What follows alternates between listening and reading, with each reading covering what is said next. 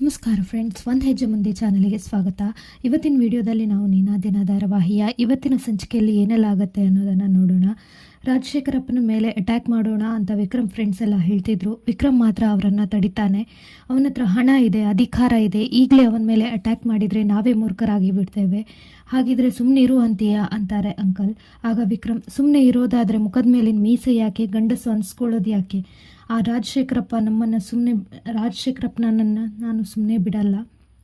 ಸದ್ಯಕ್ಕೆ ಅಪ್ಪ ಅಮ್ಮ ಮನಸ್ಸು ಮುರ್ಕೊಂಡು ಕೂತಿದ್ದಾರೆ, ಅವರನ್ನು ಚೆನ್ನಾಗಿ ನೋಡ್ಕೋಬೇಕು, ಅವರೇ ನನ್ನ ಫಸ್ಟ್ ಪ್ರಿಯಾರಿಟಿ. ಮನೆ ಕಟ್ಟಿಸ್ಕೊಡ್ಬೇಕು ಅಂತಾನೆ.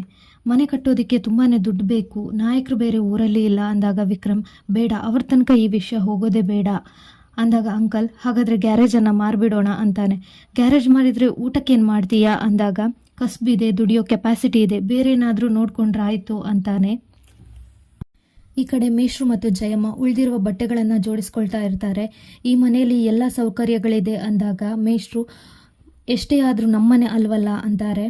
ವಸು ವಿಷ್ಣು ಕೂಡ ತಮ್ಮ ಉಳ್ಕೊಂಡಿರೋ ಬಟ್ಟೆಗಳನ್ನು ಜೋಡಿಸ್ತಾ ಇರಬೇಕಾದ್ರೆ ವೇದ ಮತ್ತು ವಿಕ್ರಮ್ ಪೂರ್ತಿ ಬಟ್ಟೆಗಳು ಸುಟ್ಟೋಗಿದೆ ಅಂತ ವಸು ಹೇಳ್ತಾಳೆ. ಆಗ ವಿಷ್ಣು, ನೋಡು ವಸು, ನಾನು ಸ್ವಲ್ಪ ದುಡ್ಡು ಕೊಡ್ತೀನಿ, ಆ ದುಡ್ಡಿನಿಂದ ವೇದಾಗೆ ಏನೆಲ್ಲ ಬೇಕೋ ಅದನ್ನು ತಗೊಂಡು ಬಾ, ನಾನು ಆಫೀಸಿಂದ ಬರ್ತಾ ವಿಕ್ರಮ್ಗೆ ಏನು ಬೇಕೋ ಅದನ್ನು ತರ್ತೀನಿ ಅಂತಾನೆ.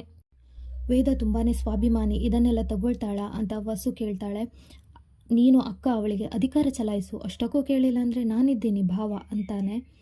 ಶೈಲು ತನ್ನ ಚಿನ್ನದ ಒಡವೆಗಳನ್ನು ಲಾಕರ್ನಲ್ಲಿ ಇಡೋದಕ್ಕೆ ವೆಂಕಿ ಹತ್ರ ಕೊಡ್ತಾಳೆ.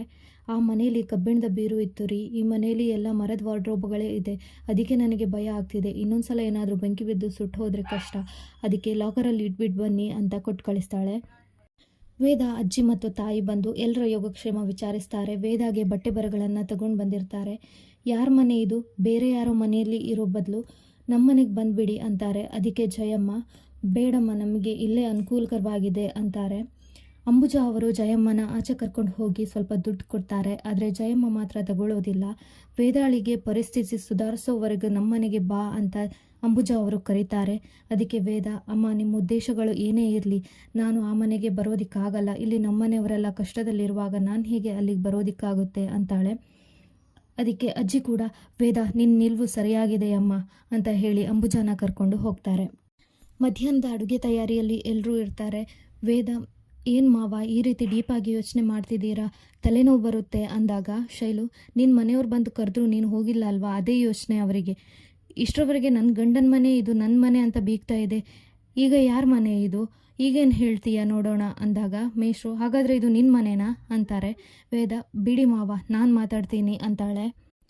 ಅಲ್ಲ ಅಕ್ಕ, ಮಾತೆತ್ತಿದ್ರೆ ಮನೆ ಬಿಟ್ಟು ಹೋಗು ಅಂತೀರಲ್ಲ, ಮನೆ ಬಿಟ್ಟು ಹೋಗು ಅಂತ ಹೇಳೋದಕ್ಕೆ ನೀವ್ಯಾರು ಅಂದಾಗ ಜಯಮ್ಮ, ಅವಳು ಈ ಮನೆ ಸೊಸೆ, ಮತ್ತೆ ನಾನು ಅಂತಾಳೆ.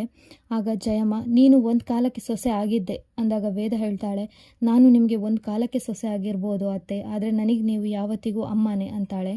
ಶೈಲುನ ವಸು ಸಮಾಧಾನ ಮಾಡ್ತಾಳೆ.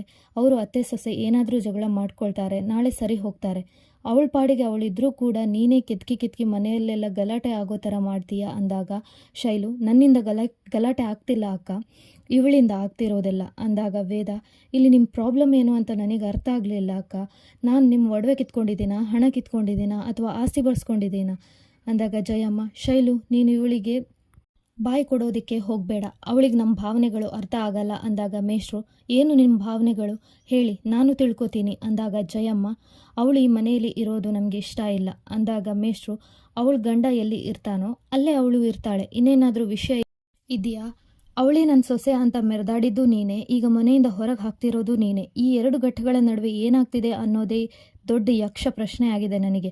ಮನೆ ಸುಟ್ಟೋಗಿರೋದ್ರ ಬಗ್ಗೆ ಯಾರಿಗಾದರೂ ಚಿಂತೆ ಇದೆಯಾ, ಭವಿಷ್ಯದಲ್ಲಿ ಏನು ಮಾಡಬೇಕು ಅನ್ನೋ ಯೋಚನೆ ಇದೆಯಾ, ಎಲ್ರಿಗೂ ನಿಮ್ಮದೇ ರಾಜಕೀಯ ಅಂತ ಹೇಳ್ತಾರೆ. ಈಗ ಮನೆ ಕಡೆ ಹೋದಾಗ ಆಲ್ರೆಡಿ ವಿಕ್ರಮ್ ಒಬ್ಬ ಕಾಂಟ್ರಾಕ್ಟರನ್ನು ಕರೆಸಿ ಮನೆ ರಿಪೇರಿಗೆ ರೆಡಿ ಮಾಡಿಸ್ತಾ ಇರ್ತಾನೆ. ಮೇಷ್ರಿಗೆ ಮಾತ್ರ ಇದು ಚೂರು ಇಷ್ಟ ಆಗಲ್ಲ. ಜಯಮ್ಮ ಏನೋ ಮಗನಿಗೆ ಮನೆ ಬಗ್ಗೆ ಈಗಲಾದರೂ ಜವಾಬ್ದಾರಿ ಬಂತಲ್ಲ ಅಂತ ಹೇಳಿದಾಗ, ಇವನು ಮಾಡಿದ ಸಾಲು ಒಳ್ಳೆ ಕೆಲಸದಿಂದನೇ ಈಗ ನಾವು ಬೀದಿಗೆ ಬಂದಿರೋದು ಅಂತಾರೆ. ವೇದ ಕೂಡ ಸಮಜಾಯಿಷಿ ಕೊಟ್ಟರೂ ಕೂಡ ಮೇಷ್ರಿಗೆ ಅಸಮಾಧಾನದಲ್ಲೇ ಇರ್ತಾರೆ. ಕಾಂಟ್ರಾಕ್ಟರ್ಗೆ ಖರ್ಚು ಎಷ್ಟಾಗ್ಬೋದು ಅಂತ ಕೇಳಿದಾಗ ಕಾಂಟ್ರಾಕ್ಟರ್ 15 ಲಕ್ಷದವರೆಗೆ ಆಗುತ್ತೆ ಅಂತಾರೆ. ಮೇಷ್ರು, ನಾನು ಯೋಚನೆ ಮಾಡಿ ಹೇಳ್ತೀನಪ್ಪ ಅಂತಾರೆ. ಈ ಕಡೆ ವೇದ ವಿಕ್ರಮ್ಗೆ ಸಮಾಧಾನ ಮಾಡೋದಕ್ಕೆ ಬರ್ತಾಳೆ. ಮನೆಗೆ ಬೆಂಕಿ ಬಿದ್ದಾಗಿನಿಂದ ಊಟನೇ ಮಾಡಿಲ್ಲ ನೀನು, ಊಟ ಮಾಡ್ಕೊಂಡು ಹೋಗು ಅಂತಾಳೆ. ಮನೆಯವರು ಮುಂದೆ ಬೈದು ಅವಮಾನ ಮಾಡ್ತಾ ಇರ್ತಾರೆ. ಯಾವ ಸಂತೋಷಕ್ಕಂತ ಬಂದು ಊಟ ಮಾಡಿ ಹೊಟ್ಟೆ ತುಂಬಿಸ್ಕೊಳ್ಳಿ ಅಂತಾನೆ ವಿಕ್ರಮ್. ಗುಂಡ ಅವ್ರ ಮನೆ ಸುಟ್ಟು ಹೋಗಿರೋ ಸಂಕಟದಲ್ಲಿದ್ದಾರೆ. ಒಂದಲ್ಲ ಒಂದಿನ ನಿನ್ನ ಈ ಪ್ರೀತಿ ಅವರಿಗೆ ಅರ್ಥ ಆಗೇ ಆಗತ್ತೆ ಅಂದಾಗ ವಿಕ್ರಮ್ ಅವ್ರಿಗೆ ಅರ್ಥ ಆಗಲ್ಲ ಬಿಡು ಅಂತಾನೆ. ಇದರಲ್ಲಿ ತುಂಬ ಖುಷಿ ಪಡೋ ವಿಚಾರ ಏನು ಗೊತ್ತಾ ಗುಂಡ, ಮನೆ ಕಟ್ಟಿಸ್ಬೇಕು, ಅಪ್ಪಮ್ಮನ ಚೆನ್ನಾಗಿ ನೋಡ್ಕೋಬೇಕು ಅಂತ ನೀನು ಒದ್ದಾಡ್ತಾ ಇದೆಯಲ್ಲ, ಅದೇ ನನಗೆ ತುಂಬಾ ಖುಷಿ ಕೊಡ್ತಿದೆ ಅಂದಾಗ ವಿಕ್ರಮ್, ಇಷ್ಟು ದಿನ ಕೂಡ ಜವಾಬ್ದಾರಿಯಿಂದನೇ ನಡ್ಕೊಡ್ತಿದ್ದೆ, ಹಾಗಾದರೆ ರೌಡಿಸಮ್ ಫೀಲ್ಡ್ ಇಷ್ಟರವರೆಗೆ ನೀನು ಬಿಟ್ಬಿಡ್ಬೇಕಿತ್ತಲ್ಲ ಅಂತಾಳೆ ವೇದ. ವಿಕ್ರಮ್ಗೆ ಮಾತ್ರ ಅದಷ್ಟು ಇಷ್ಟ ಆಗಲ್ಲ ಅವಳ ಮಾತು. ಸರಿ ಬಿಡು, ಈಗ ಮನೆಗೆ ಬಾ, ನಡಿಗುಂಡ, ಊಟ ಮಾಡು ಅಂತ ವೇದ ಎಷ್ಟೇ ಕರೆದ್ರೂ ಕೂಡ ಅವನು ಅಲ್ಲಿಂದ ಸೀದಾ ಎದ್ಕೊಂಡು ಬೈಕ್ ಹಿಡ್ಕೊಂಡು ಹೊರಟೆ ಹೋಗ್ತಾನೆ. ಇಲ್ಲಿ ಜಯಮ್ಮ ಮೇಷ್ರಿಗೆ ಸಮಾಧಾನ ಮಾಡೋದಕ್ಕೆ ಬರ್ತಾರೆ. ನೀವು ಕಾಂಟ್ರಾಕ್ಟರ್ ಮುಂದೆ ವಿಕ್ರಮ್ಗೆ ಆ ರೀತಿ ಬೈಬಾರ್ದಿತ್ತು ಅಂದಾಗ, ನೋಡು ಜಯ, ನಾನು ಕೋಪಿಸ್ಕೊಳ್ದೆ ಶಾಂತವಾಗಿ ಒಂದು ಮಾತು ಕೇಳ್ತೀನಿ. ಅಷ್ಟು ದುಡ್ಡಿಗೆ ನಿನ್ನ ಮಗ ಏನು ಮಾಡ್ತಾನೆ? ಆ ಕೋಟೆ ರಾಜೇಂದ್ರನ ಮುಂದೆ ಕೈ ಚಾಸ್ತಾನೆ ಅಲ್ವಾ? ಆ ಪಾಪದ ದುಡ್ಡಿನಿಂದ ನಾವು ಮನೆ ಕಟ್ಸ್ಕೋಬೇಕಾ ಅಂತಾರೆ. ಎಲ್ರಿಗೂ ಬೇಜಾರಾಗತ್ತೆ. ಮೇಷ್ರಿಗೆ ಸಮಾಧಾನನೇ ಆಗೋದಿಲ್ಲ ಅಂತ ಅರ್ಥ ಆಗತ್ತೆ.